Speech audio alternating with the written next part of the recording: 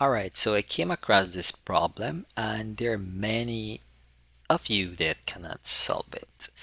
And why? Well, it's not complicated, but one simple mistake can get you confused. So the first mistake I saw that, oh, it's easy to solve. You can just reduce the numerator and the denominator. Well, if we reduce it by let's say by a factor of 2, 2 can reduce 16, but it cannot reduce 25.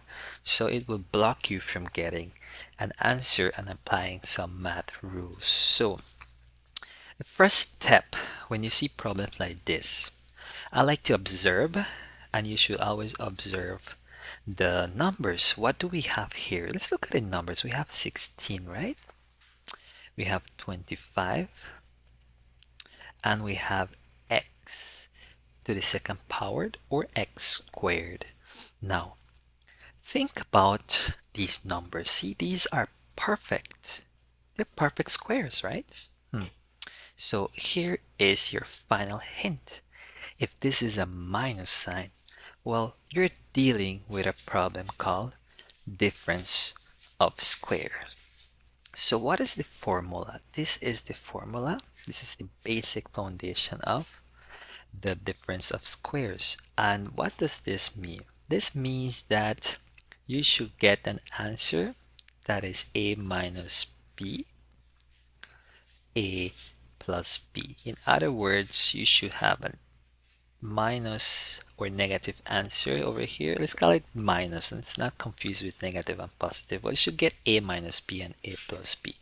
As simple as that, right? So knowing this difference of square formula, we can go ahead and we can solve this complicated problem, because it does look complicated, especially with fractions. Whenever we have fractions, we tend to freeze, we tend to complicate things where we shouldn't do that. All right, so using this formula here, we can go ahead and we need to think about squaring, right? So let's look at the first step we need to take over here is, let's look at it, x. How can we square x? Well, we can simply square x like this, right? If I put it in parentheses and put the the the 2 outside, which is the square, this is the same as this over here. That's it. Now, think of the square of 16. What number squared will give you 16? Well, let's take the other step, which is taking 16. So if I think about what two numbers multiply give me 16, that is 4. And if I put the number 2 outside, if I multiply this, 4 times 4, that is 16. You see, it's simple. Now step 3, 25. What two numbers squared can give me 25? Well, that is 5. And if I put the square outside, 5 times 5 is 25. Do you see? You see, it's very simple. You see, we have all these numbers, all these hints over here. So always look at the numbers, and especially you need to have this minus sign over here. So what is the next step? The next step is very simple. We need to put it in this format over here. So knowing these were all we needed, right?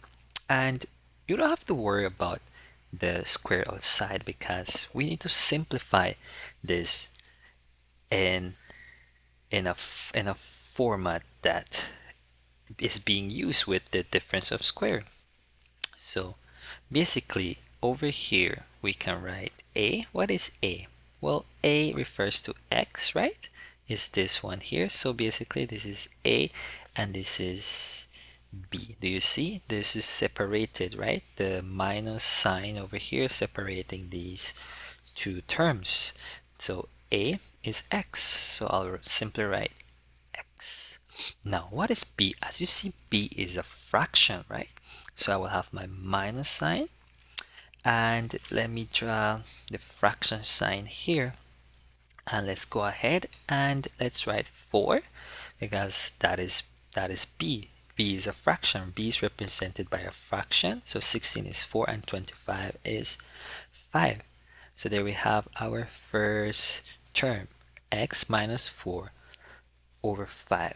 Now, since a is the same, right, over here, simply write x, and because now that's a positive, let's write a positive sign, and now let's write 4 over 5.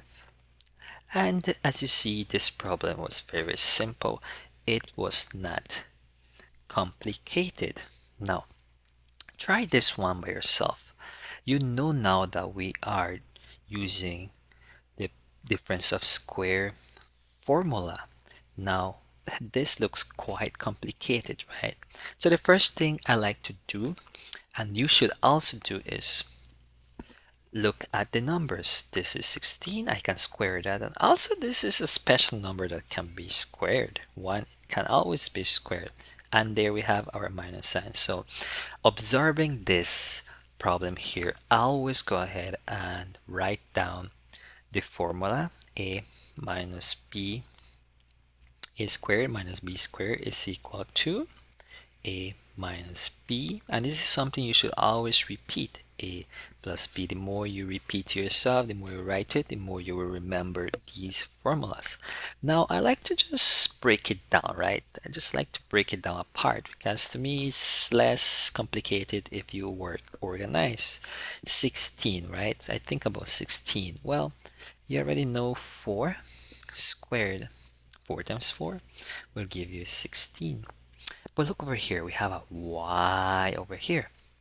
So you need to work with the y as well. So how can we square that y? Well, we simply put down the square outside. Y means that y is multiplied 2 times. That is y times y. I'll give you y squared. You see. Now 1. So 1 can be squared. And if you square 1, 1 times 1 will always give you 1.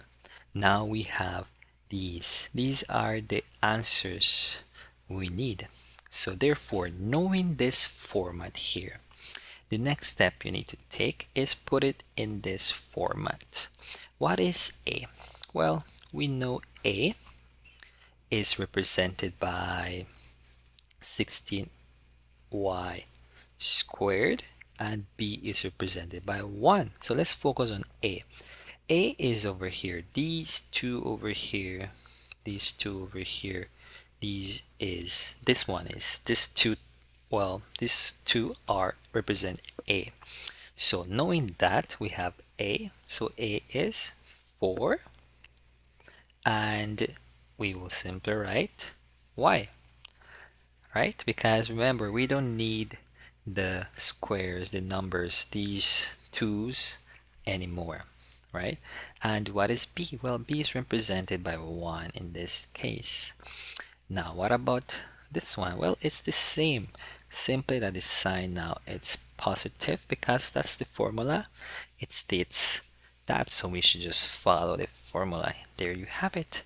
That's your final answer. Now, let me know your thoughts. What do you think about these kinds of problems? I would love to read your comments, and let me know if you already knew how to solve these problems. I'll be really interested as well, because trust me, there are many people that can solve these problems, not because they don't know, but simply because they forgot that formula, or they forgot the term difference of square.